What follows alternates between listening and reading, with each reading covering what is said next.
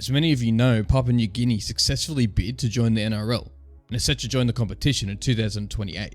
But the chairman of this successful bid is now under scrutiny over corruption allegations linked to a Chinese company, just months after the Albanese government committed $600 million in taxpayer funds to the project as a strategic move to counter Beijing's growing influence in the Pacific. The allegations center around a company owned by influential and powerful PNG businessman Wapu Sonk.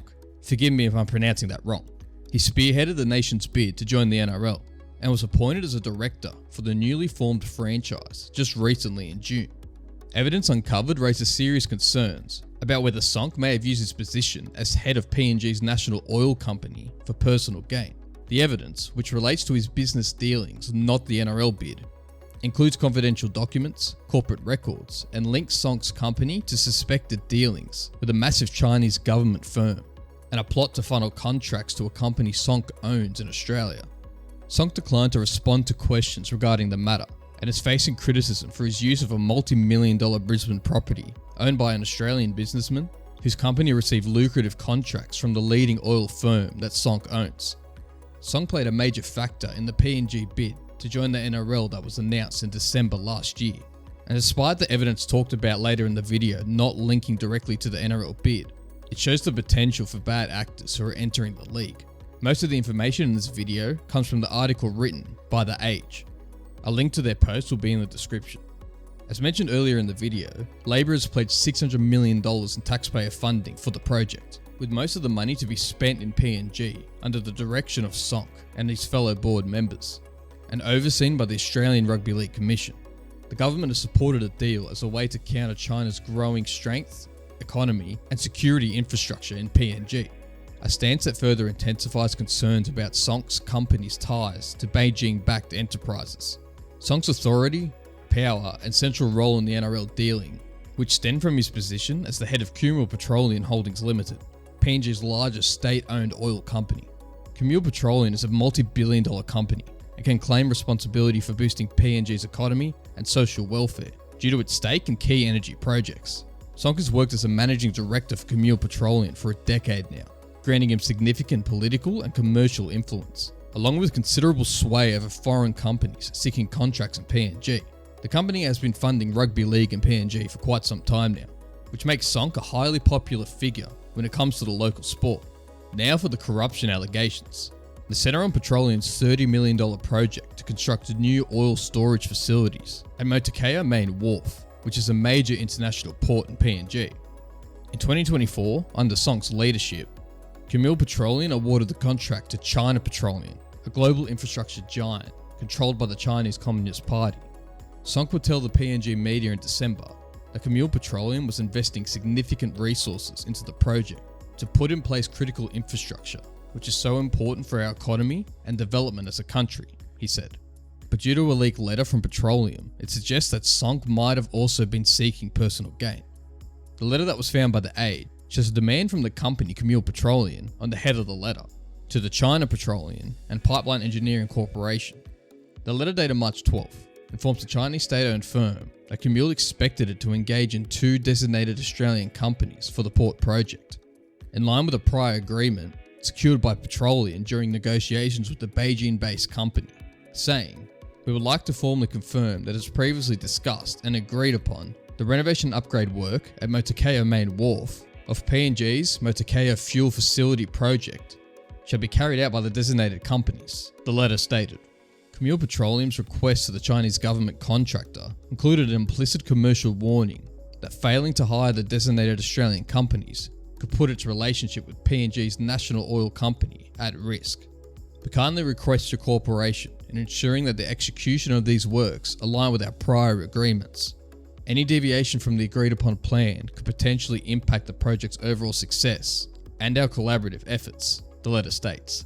However, a crucial detail missing from the letter is that one of the 2 designated companies that was insisted on hiring, PNG Developments, is privately owned in Australia by Wapu Sonk. Specifically, the engineering, procurement, and construction work shall be executed by PNG Developments, the letter states, without mentioning Sonk. The second named company is FSB Consulting, which is verified to be owned by Jason Pollock, an Australian-born senior employee who works closely with Sonk and Camille Petroleum. The project management consulting work shall be handled by FSB Consulting, which is signed by Pollock. The writers at The Age would call Pollock, and he apparently denied knowing that Sonk was the owner of PNG Developments, saying, "I would find it hard to believe that Sonk owns that company. That would surprise me. I'm taken quite back by that suggestion." He'll later see a shareholding document sent by The Age writer, proving that Sonk was in fact the owner of the firm, and Pollock would respond with an angry red face emoji. Pollock would be asked why he wrote to the Chinese telling them to use PNG Developments if he was unaware of its owner, and he said, "I can't remember." He also stated that he could not remember who instructed him to negotiate PNG Developments, as one of the two firms the Chinese government company was required to engage, but hinted it might have been a senior engineer employed by the Chinese Communist Party controlled corporation. When asked about the push to use the privately owned firm, Pollock said, "It looked stinky and was a conflict of interest." Pollock said that he retracted the Camille Petroleum letter of demand after I saw the errors of my ways. Pollock also said he had discussed the letter with Sonk. He cautioned him about potential conflicts of interest, though at no point did Sonk disclose his ownership of PNG Developments. Pollock said he was not a friend of Sonk, who he called the big fella. However, he stated that he accompanied Sonk to a Chinese energy conference in Beijing in May, as part of a delegation that included senior PNG politicians. He also mentioned taking a separate trip with Sonk to Shanghai. In an interview, Pollock said he was happy to have any allegations of misconduct related to the port deal to be investigated.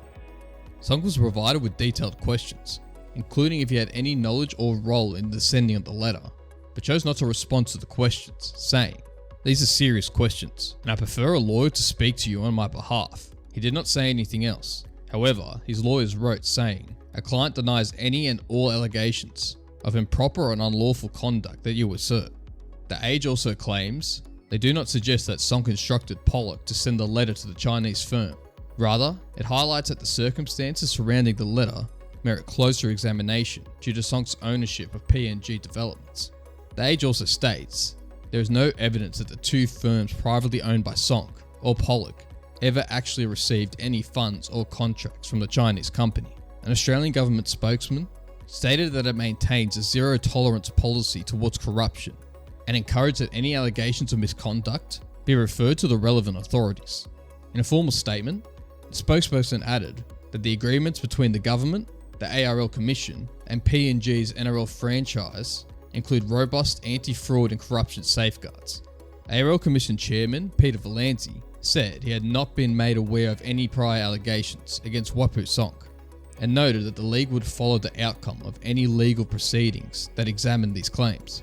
Although Sonk's alleged questionable activities as head of the national oil company do not directly relate to his leadership in PNG's rugby league bid, they do cast doubt on his continued role as the director of PNG's NRL franchise. Sonk was invited as a VIP guest by the NRL in Australia during the announcement of the new team, and told Australian reporters that the PNG franchise aimed to recruit 1 million members, surpassing the combined total of all other teams in the league. One league reporter noted that the NRL PNG deal had elevated Sonk to become one of the game's most powerful figures. Sonk is among 7 directors appointed by the ARL Commission and the PNG government to board responsible for managing and introducing the new NRL team in 2028. Valanzi stated that Sonk was chosen by the PNG government. He also noted that the commission carried out background checks on all nominated directors. The NRL approved the historic expansion into PNG, and the government was keen to present this as a means of strengthening security ties with Australia's closest neighbour, while countering China's attempt to expand its influence in the Pacific. Of the $600 million pledged by the government over a decade, $290 million is allocated to establishing and operating the PNG team. $250 million is designated for developing rugby league across the Pacific, and $60 million will be distributed to existing NRL clubs as a licensing fee. As an additional measure of oversight, the Commission will be responsible for managing the allocation of the $600 million in taxpayer funds. However, concerns have been raised that the PNG deal is inherently vulnerable to governance risks due to the widespread corruption in the Pacific region. It's in the type of corruption environment that you're going to be exposed to these kinds of situations, one observer said. Another apparent insider with strong ties to both the federal government and the NRL described the NRL PNG deal as fundamentally flawed, citing its potential to increase corruption. And a third senior official in PNG stated that the Australian government funds would be better spent on health and education. Song's legal representative stated his position as director of the new PNG NRL franchise was appropriate, saying, "Our client is one member of a board of directors for the proposed franchise. That board compromises a group of highly experienced and well-regarded individuals, including retired professional NRL players, that collectively bring significant expertise to their oversight responsibilities, and decisions are made through proper and robust governance processes." As I was finishing up the video, it was reported that Song has stepped down from his role in the NRL franchise, with the Prime Minister of Papua New Guinea saying, "The allegations raise concerns that cannot be ignored. Mr. Song is entitled to due process and the opportunity to clear his name," he said. Stepping down allows him space to do so without casting a shadow over the franchise process or compromising the confidence of our partners. This moment demands clarity, accountability, and the upholding of public confidence. Our national sporting future and our international reputation depend on it. Wapu Song has yet to leave a comment. Thanks for watching.